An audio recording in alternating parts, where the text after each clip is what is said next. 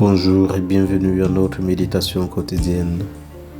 Nous sommes aujourd'hui le lundi de la Semaine Sainte.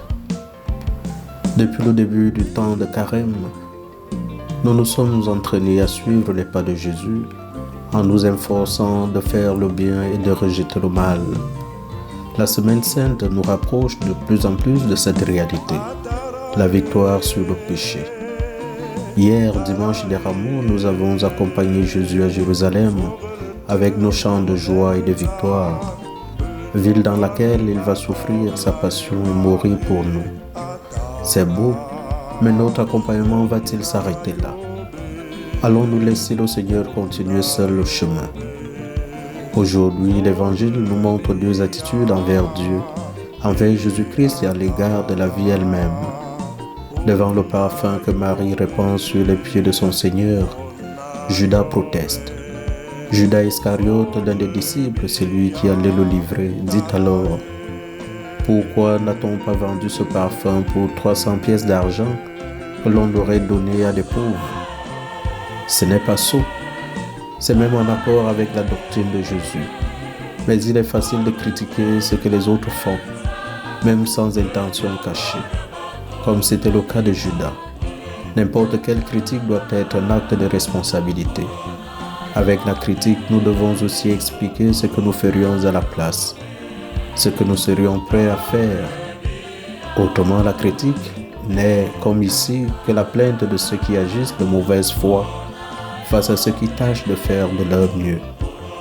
Marie répand du parfum sur les pieds de Jésus en les essuyant avec ses cheveux, car elle croit que c'est son devoir. Cette action montre une magnanimité splendide. Elle le fait en prenant un livre d'un parfum très pur et de grande valeur. C'est un acte d'amour et comme tout acte d'amour, difficile à comprendre pour ceux qui ne le partagent pas. Il me semble qu'à partir de ce moment-là, Marie sut ce que saint Augustin devait écrire quelques siècles plus tard. Il se peut que sur la terre, les pieds du Seigneur soient dans le besoin. N'est-ce pas de ses membres, en effet, qu'il dira à la fin du monde: « Dans la mesure où vous l'avez fait à l'un de ces plus petits de mes frères, c'est à moi que vous l'avez fait. » Trouvez un emploi à votre superflu. Pour vous, il est inutile, mais il est nécessaire aux pieds du Seigneur. La protestation de Judas n'a aucune utilité. Elle le mène seulement à la trahison. L'action de Marie la porte à aimer encore plus son Seigneur et en conséquence à aimer encore plus les pieds du Christ qu'il y a dans notre monde. Ils accordent de l'attention au Seigneur et celui-ci se réjouit de cette marque d'attention à son égard. Laisse-le observer cet usage en vue de mon ensevelissement. Si nous revoyons la liturgie du dimanche des Rameaux, notamment celle de la Passion, nous contemplons Pierre suivant Jésus sur le chemin du Calvaire, malgré son impuissance à l'aider en quoi que ce soit. Ainsi, bien-aimés, le Seigneur Jésus nous invite tous et chacun, de façon particulière, à vivre avec lui cette Semaine Sainte.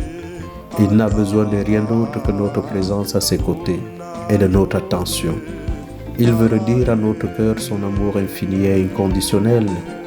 Alors, allons-nous refuser de répondre à cet appel de celui qui nous aime et qui a tout donné jusqu'à sa propre vie pour nous sauver? En tant que disciples, acceptons cette invitation à répondre à l'amour de notre Maître en participant à tous les temps forts de cette Semaine Sainte, notamment le jeudi, le vendredi, le samedi saint, afin de revivre l'histoire de notre salut.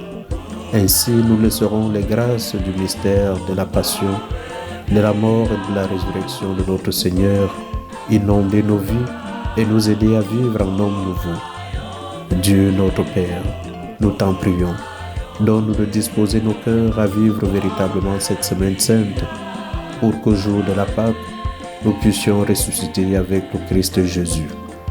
Amen.